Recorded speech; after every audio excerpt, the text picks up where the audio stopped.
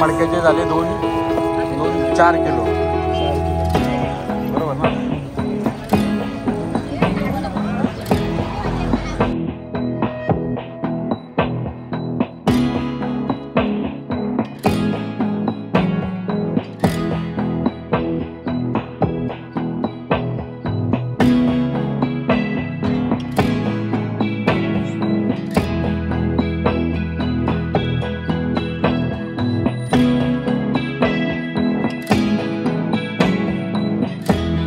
Hello family, welcome to the new blog. आणि आता आहे मडगाव स्टेशनला आणि चाललो आहे. उद्यापासून 3 दिवसाची हॉलिडे आहे, तर चाललो आहे रोव्याला. रोव्याला आहे आपला पोपटीचा प्लॅन. जसं आपण दरवर्षी आपली पिकनिक असते पोपटीची, तशी यावर्षी पण पोपटीची पिकनिक आहे. ती गेल्या वर्षी आपण केली होती चिपळूणला, तर चिपळूणची आपण ह्यावर्षी करतो आहे रोव्याला, रायगडला. तर पिकनिक कशी होईल ती पुढे तुम्ही ब्लॉगमध्ये बघालच. आणि ब्लॉग शेवटपर्यंत पहा, खूप धमाल येणार आहे. कारण खूप कलाकार लोक मुंबईवरनं येत आहेत. तर सगळ्यांना भेटू आणि मजा करू. मला नक्की मी ब्लॉग हा लवकरच तुमच्यापर्यंत येईल. आणि आला की तुम्ही पूर्ण नक्की पहा, कारण मी जसं मला वेळ मिळेल तसं मी हा व्हिडिओ नक्की बनवणार आहे आणि तुमच्यापर्यंत पोचवणार आहे. तर नागपूर एक्सप्रेस ट्रेन आहे मडगाववरून 8 वाजताची. सकाळी रोव्याला पोचणार 5:30 वाजता. तर वेळेत पोचेल आशा करतो. आणि श्री स्वामी समर्थ, जय शिवराय, जय श्रीराम.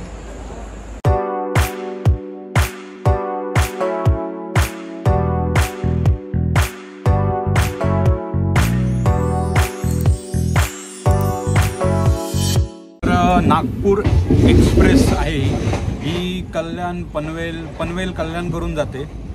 8 वाजता आहे. सोमवारी आणि गुरुवारी ही ट्रेन आहे.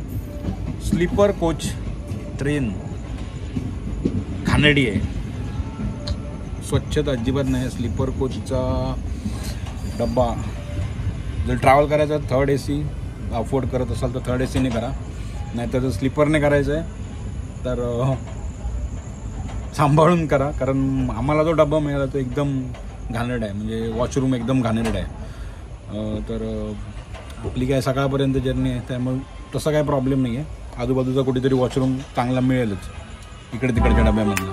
तर फर्स्ट वेरण्याला क्रॉसिंग लागली होती, परत एकदा पुढे क्रॉसिंग लागली आहे. मला वाटतं ही ट्रेन सकाळी 7पर्यंत आरामात आपल्याला रोव्याला पोचवेल. बघू. ते श्रीराम.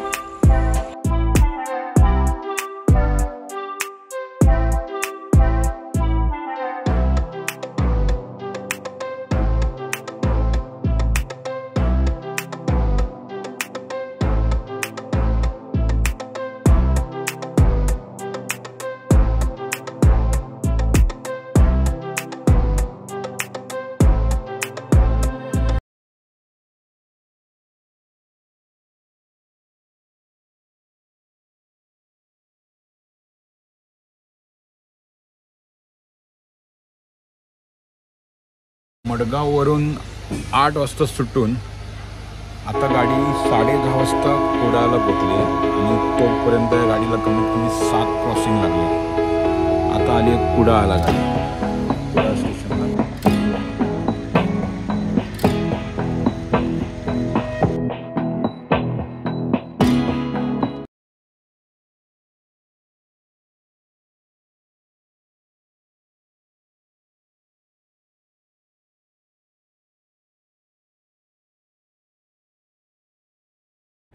Good morning. आणि पोचलो आहे आता कोलाडला.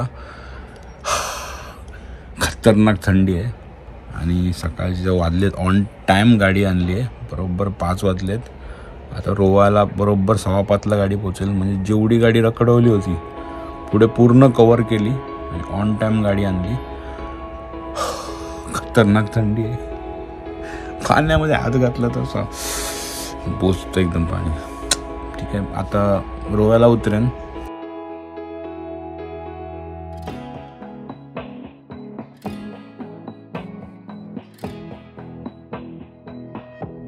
तर फायनली रोव्याला पोचलो आहे आणि आता आहे ऑटोमध्ये, ऑटो रिक्षा. चाललो आहे लोकेशनवर. तर पुढलं अपडेट मी तुम्हाला देईन. थंडी मजबूत आहे.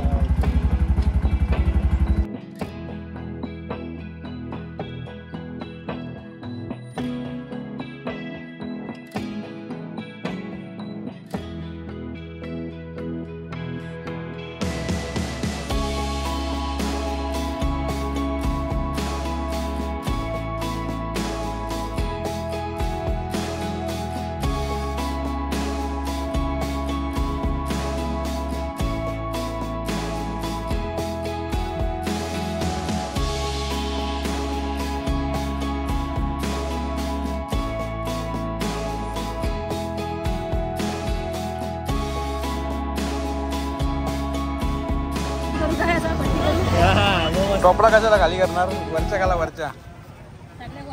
आणि हे आता कुठच्या आहेत, कोणत्या गावच्या आहेत या? धोळंबे. आपल्या रोवायच्याच.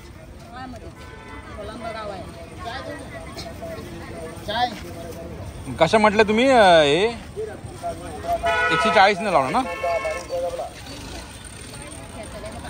जास्त घाला जरा. काटाकीर. काटाकीर.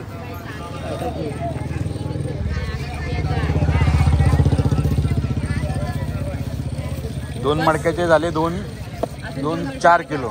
4 किलो बरोबर ना?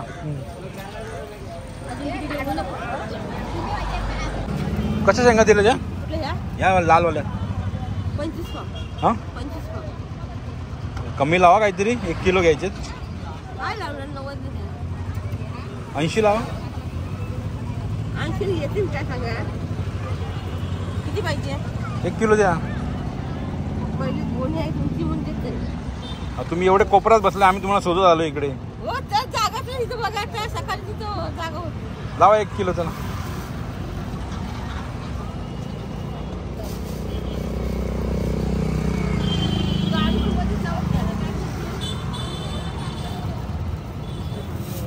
हे आपल्या कसल्या पावटा शेंगा आहे? वाल्याच्या कोणत्या शेंगा आहे? हे लालवाल्या चवली आहे. चवली शेंगा. हा वाला आहे, हा घेवडा आहे. पोपटीचा आहे सगळा. ते पोपटीसाठीच पाहिजे आम्हाला. गावठी आहे ना? गावठी, सगळा गावठी.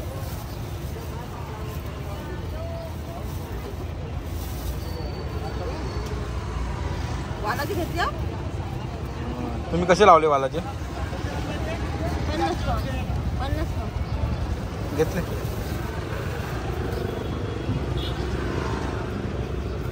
कमी करतो आम्ही. 180 170 पर्यंत देतो.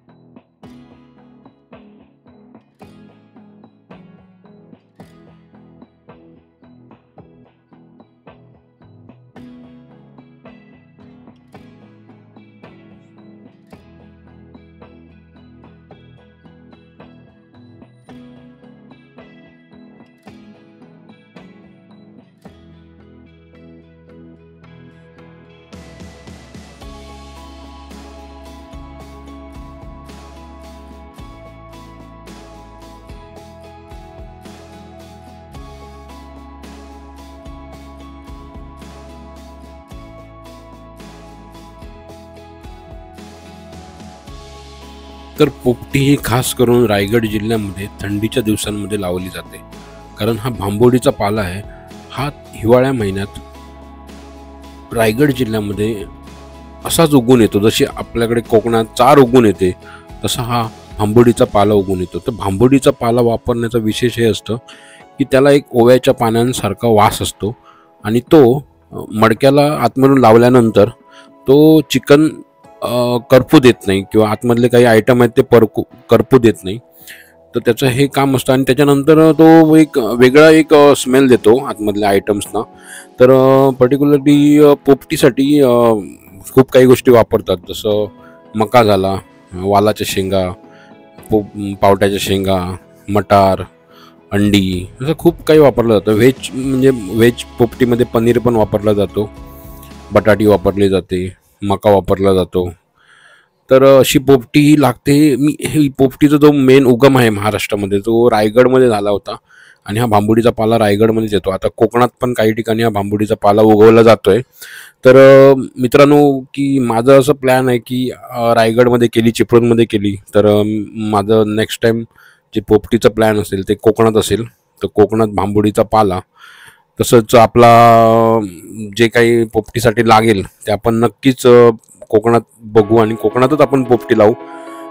तर मालवणी लाईफने कोकणात पोपटी लावली आहे. सलग मला वाटतं 3-4 वर्ष पोपटी लावतायत ते कोकणामध्ये आणि त्यांचे मी व्हिडिओ पाहिलेत. तर ते कुठेतरी आचऱ्या साईडला भांबोडीचा पाला अवेलेबल आहे. कोणतरी भांबोडीच्या पाल्याची शेत. काय टाकलंय तो? वालाच्या शेंगा टाकल्यास. पहिला पाला लावलास भांबोडीचा. हा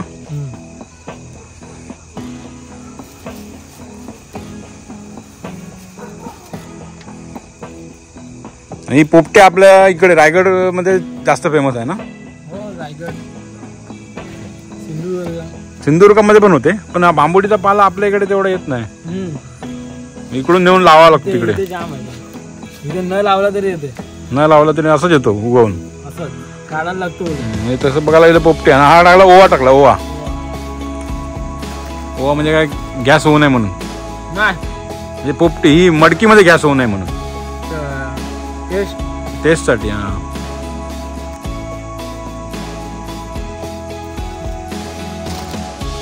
मीठ. जाडं मीठ. जाडं मीठ. हा खडे मीठ.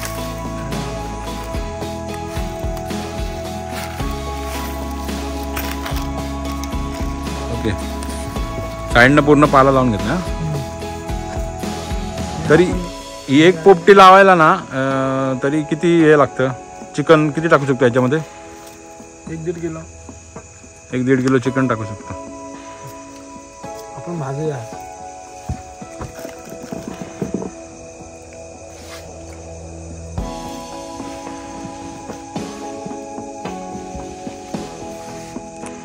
आता हे काय? हे रताळ. हा स्वीट पोटॅटो.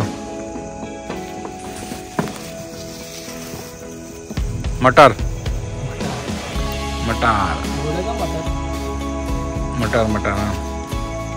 मटार आणि काय मिक्स? काय घेवडा आहे? घेवडा मिक्स आहे ना?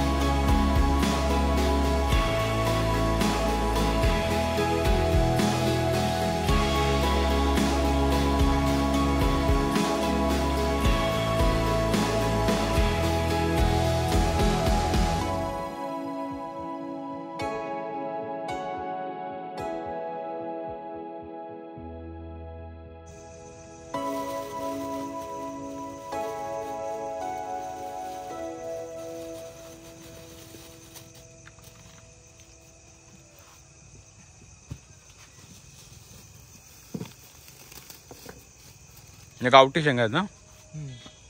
कोणत्या आहेत? पावटा.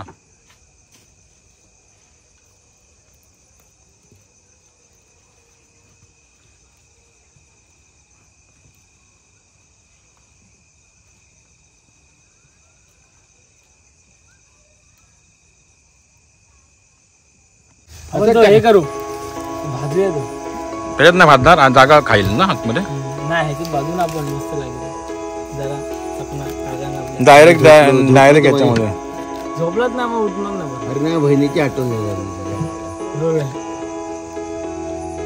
बहीण कुठे राहते? बहीण वारली रे बाबा. वारली.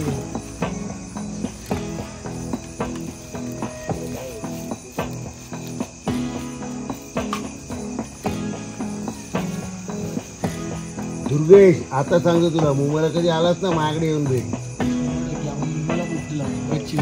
हा तुला घेऊन येईल ते. काय ह्याची माणसं बरोबर.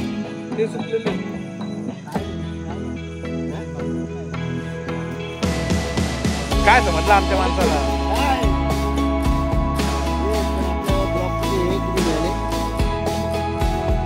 थोडा गोयतोय पोपटी.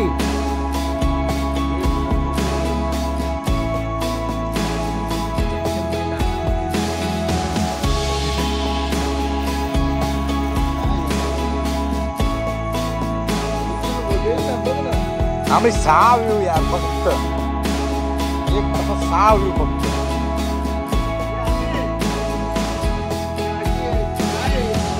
अरे पण 6 व्ह्यू मिळाले फक्त. काय बघ ना, ते जाऊ दे, पण 6 व्ह्यू का मिळाले? सहा भरपूर झाले ना.